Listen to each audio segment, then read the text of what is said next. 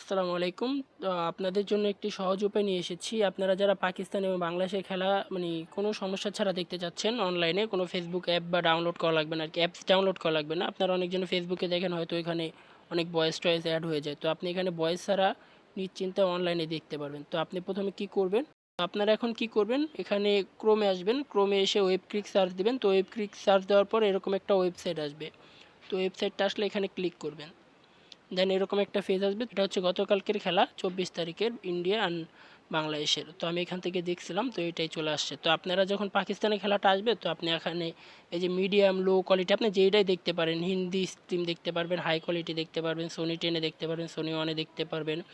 তো আমি এখানে মিডিয়াম কোয়ালিটি যে কোনো একটা দেখব। তো এখানে মিডিয়াম কোয়ালিটি 2 আছে, মিডিয়াম কোয়ালিটি 1 আছে। তো আমি মনে করেন 2 তে ক্লিক করলাম। দেন প্রথমে একটা অ্যাড আসবে, তো অ্যাডটা আপনি ইগনোর করবেন। এই যে ব্যাক সাইডে গেলে অ্যাডটা চলে যাবে। মিডিয়াম বা যে কোনো একটা ক্লিক করবেন, মনে করেন মিডিয়ামে লো কোয়ালিটি ক্লিক করবেন বা মিডিয়ামে ক্লিক করলে এরকম ফেস চলে আসবে, খেলাটা চলে আসবে। তো আজকে মেবি খেলা না, এই জন্য আগের যে খেলাটা ওইটাই লাইভ দেখাচ্ছে, বা আজকে হয়তো ইন্ডিয়া আর অস্ট্রেলিয়ার খেলা হচ্ছে মেয়েদেরটা, ওইটাই দেখাচ্ছে। তো আপনারা চাইলে এইভাবে পাকিস্তান আর বাংলাদেশের খেলা দেখতে পারেন।